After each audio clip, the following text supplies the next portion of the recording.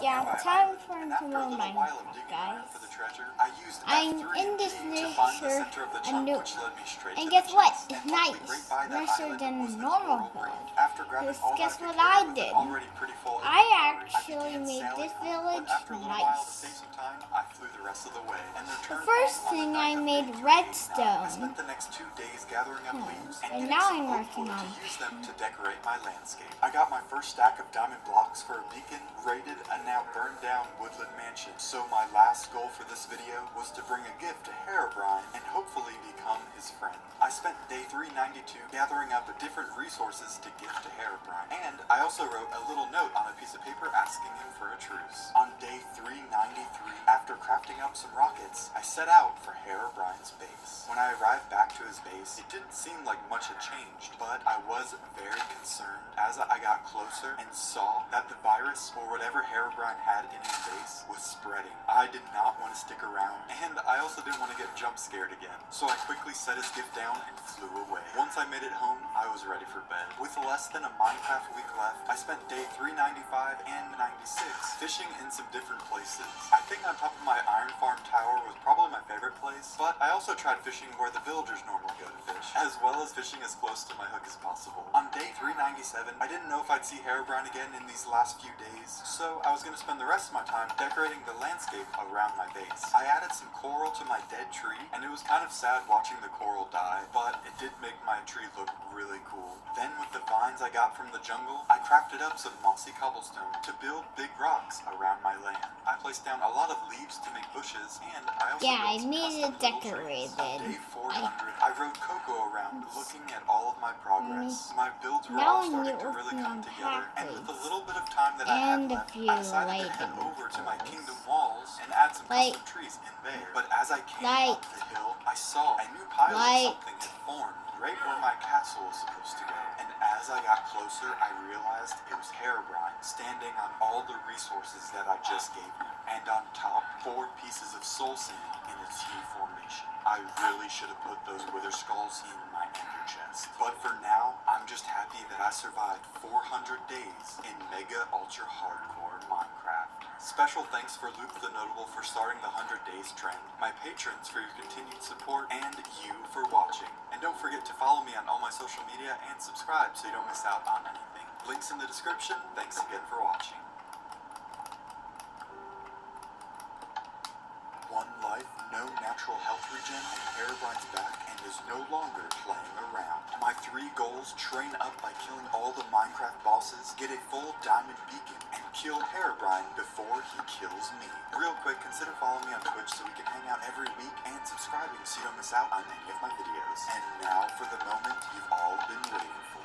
We pick up right where we left off. Herobrine actually spawned in the Wither and started running towards all of my builds, probably trying to lead the Wither that way. Luckily, once the Wither exploded, I got a shot on him and lured him into the forest. The Wither quickly caught up to me and got a lot of good shots on him, killing everything in its path. I was getting pretty close to death, so I took to the skies in an attempt to make the battle a little bit more fair. Unfortunately, I only had around 12 rockets left, so I found a nice place to land on top of the treetops, because now it was also getting dark, which meant a lot of hostile mobs were about to spawn all around me. I got a few more shots on the Wither until it got too close for comfort, so I flew back into the sky as the Wither closely chased behind me. I didn't realize how close the Wither actually got to me until I watched this back. If you're ever in a similar predicament, probably the best thing to do is to dig into the side of a mountain, but make sure that you choose a big mountain so that way you don't come out on the other side. This gives you the best chance for survival, but you do have to dig fast and keep turning around and making sure that you get hits on the Wither. After a little while of doing this, I was ready for the final charge. I ran in and landed the final blows on the Wither. With a sigh of relief, I pictured that nether star on top of a big hill of diamond blocks. With the night of day 400 almost being over, I flew back to my kingdom to see how much damage the Wither actually did. To my surprise, there wasn't too much destruction, but as I looked around, I started to panic when I couldn't find Coco. There was too many mobs around, so I decided to go sleep and quickly flew back over to see if Coco was still there. I was really relieved to see Coco just roaming around the flowers. We rode on over to my beacon to heal up, and I rode him over to the pond so he could get a drink, but I don't think he was too thirsty. I went through almost all of my golden apples during that fight, so I had to craft a bunch more. I also went through all the health potions I had on me, but luckily now I had a bunch stored stored in a shulker box. After crafting up another beacon, I spent I the made next something few really days adding nice. the top piece to the This rest is of my wall. spicy. And with that, it was just about all made it finished, except for my castle part. I spent day 406 finishing up my lock dark the monument island and lava. adding a bridge to it from my wall. I'm On day 407, I decided to make the road to my kingdom out of gravel. So I headed on over to my mob farm, grabbed some gunpowder and sugarcane from my sugarcane farm, crafted up some rockets, and set off in search of a gravelly mountain. I came across this ruined nether portal with only a single block of gold and this little village that didn't really have anything worth looting. But as I left the village, mountains started to render in. After gathering up as much gravel as I could carry, I headed back home and decided to get my first mining session of this video out of the way. After spending over 400 days in this world, I had to go really far into my mine to get to an area that didn't have a lot of branch mines. And right off the bat, we were off to a great start with a 4 vein of diamonds. And when I made it back up to the surface, we had 9 more blocks to add to our collection. Actually, the extra diamonds added up to another block, make that 10 blocks to add to our collection. While that's exciting, things got a little creepy from there. As I was heading into my storage room, I noticed that the dragon head was missing his eyes. Then I realized that Alex was also missing her eyes. After throwing my extra torches into a chest, I had to go investigate. Hot Dog's eyes were white, and my little bird friend's eyes were white. Reuben,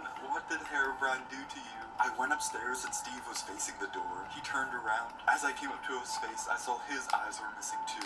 Next, I ran outside to check on Coco, and it started to seem like Herobrine's virus was impacting the whole game. While it was really concerning, I couldn't miss this opportunity. I grabbed some wheat from one of my farms, and, well, check out how creepy this is. Yep, the chickens too. And I think Herobrine let my horses go as well. Want to know the creepiest mob I found so far? The villagers. Although the Iron Golem did look a little possessed. After recapturing my horses and hooking them back up to their cart, I spent day 415 and 16 giving my kingdom's landscape a makeover. But as it got dark on the night of 415, the hostile mobs started to spawn and they looked a lot creepier. Okay, the spiders did look pretty cool, but the skeletons started to look a little infested. It looked a little similar to what we saw happening at Herobrine's base. The zombies looked a little more creepy, but the Endermen actually looked pretty cool. I'd say the 2 most terrifying creatures were the creepers and the baby zombies. I spent 2 days leveling out the area and spent 2 more days adding in these gravel roads. I spent the next 3 days planting all of this wheat in my kingdom and building this cool abandoned broken down shrine. If this was a different video game, doesn't this look like a place that you would find a special item? On day 422,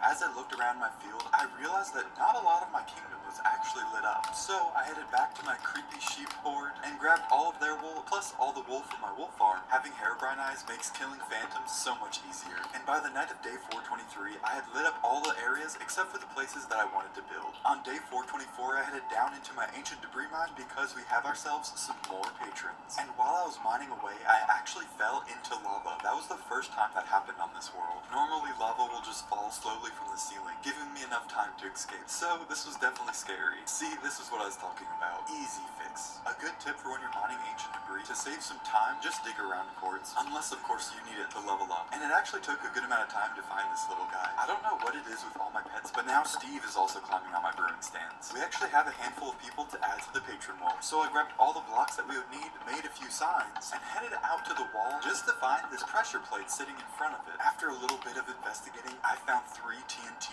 lined up under the patron wall. And this was another attempt for Herobrine to kill me. While I'm concerned about that, I'm more concerned with how Herobrine knew that I had more patrons to add to the wall. I think he's infecting my whole computer. Anyway, quick thanks to Nerdy Duck, Hunter, Godly Gamer, Dobu and Potato, and Hayden for all becoming patrons. The night of day 224, I headed to the end to fix up all of my gear. And when there's a bunch of Endermen together, they do look really scary with those new eyes. On the morning of day 225, I wanted to find a new fun way to dispose of all these extra ender pearls. So I grabbed some TNT and headed over to the nearby mountains to blow everything up just in case there was any more hidden TNT around my base. But as I got to the top of the mountain, I saw something that was very alarming. I flew down to get a closer look, and there was more trees missing their leaves. And the virus that we found in Herobrine's base was definitely spreading at an exponential rate. There were spots of infection all over this mountain, and when it touched the water, it turned to slime. The infection was getting worse, and I had no idea what to do.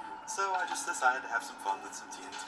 definitely the best way to get rid of ender pearls. On the morning of day 227, I decided I wanted my own bee colony, along with a cool little place to house all of my bees so that way I could have access to honey. Bees normally look so cute, but now that Herobrine got a hold of them, they look really scary. The way they lazily follow you, it's almost like they're hypnotized or something. It was a little hard to figure out how to get the bees into their nests at first, but I did eventually figure it out. It did take me a lot of trying. Also, imagine running into this creepy guy in the woods and him trying to sell you stuff. It took a lot of trial and error, as well as almost drowning some bees and accidentally burning bees with my campfire, before realizing that you actually just need to wait for the bees to get pollen all over them and then they'll return home. After gathering 6 bee nests, I spent day 427 to day 430 building this epic beehive. There was a nice little place to store all of the honey, a garden entrance so bees don't escape, and since the bees had white eyes, I went for a Herobrine color scheme. This is probably my favorite build of the whole video. Wouldn't you love to just sit on that tree and watch all of my videos in one sitting? Although, there is one thing that I still wanted to change. This floor is a little too